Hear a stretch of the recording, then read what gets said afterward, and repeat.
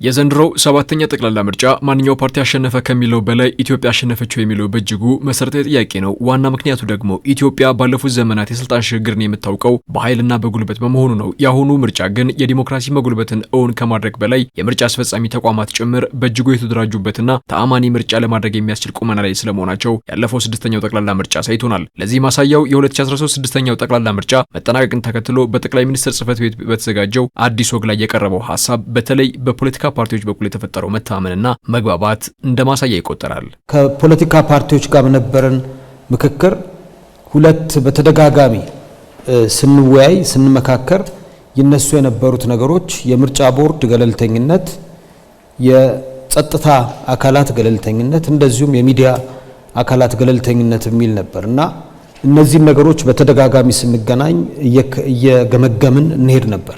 ባለፉት 50ና ከዚያ በላይ ዓመታት ኢትዮጵያ የስልጣን ሽግግር ልምዷ ጥሩ አልነበረም። መጠላለፍንና መሳሪያ ማንሳትን መሰረት ያደረገ ሆኖም አልፏል። ያለምምድ ደግሞ ዋጋ አስከፍሏል። ነገር ግን ኢትዮጵያ ከስድስተኛው ጠቅላላ ምርጫ ላይ የተሻለ አዲስ ልምድ የተገኘበትና መተማመን የተፈጠረበትን የምርጫ ስርዓት በማካሄድ በተፎካካሪ ፓርቲዎች ሳይቀር ለአንድ ሀገር የመስራትንና አብሮ የመቆምን ልምድን አምጥታለች።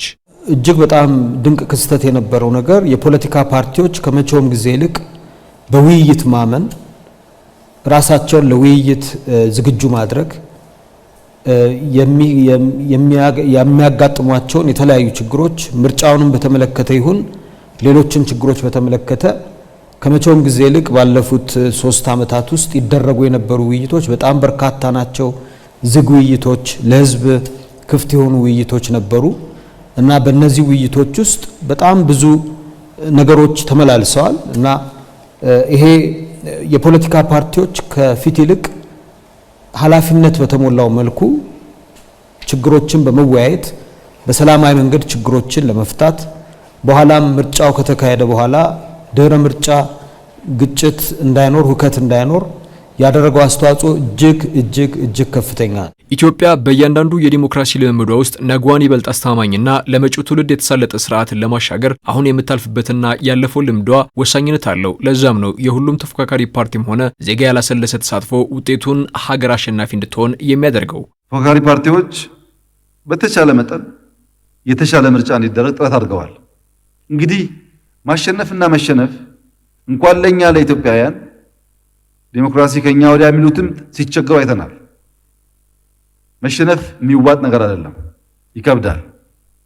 ያ የሚያመጣው አዳዲስ ባህሪዎች በሆደ ሰፊነት ማየት ይፈልጋል። በነበረው ሂደት ግን 40 ምናምን ፓርቲዎች አስደናቂ ነገር አድርገዋል። ሰላማዊ እንዲሆን ዲሞክራሲያዊ እንዲሆን የበኩላቸውን ጥረት አድርገዋል። ኢትዮጵያ በምርጫ 2018 የምታስቀምጠው እያንዳንዱ የሰላምና የፍትሃዊነት ጡብ የ2023ቱንና የ2028ቱን ምርጫ ለማድረግ ጠንካራ ማገር የሚሰራ ይሆናል። ኢትዮጵያ የመጪውን ትውልድ ዕጣ ፈንታ ታሳቢ ያደረገ ሰላማዊ ስልጣን ማግኛ መንገድ ምርጫና ምርጫ ነው ብላ ስትበይን ደግሞ ካለፈው ልምዷ ተምራና ለወደፊቱ ትውልድ የሚገባውን ለመስጠትን በማለም ነው። ሰዎች በተፈጥሯቸው የተሻለ ነገር ይፈልጋሉ።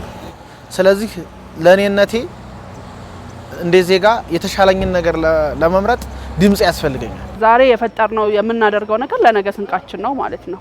በተለይ ትውልዱ የሚበጀውን ነገር ማድረግ አለበት ብዬ አስባለሁ።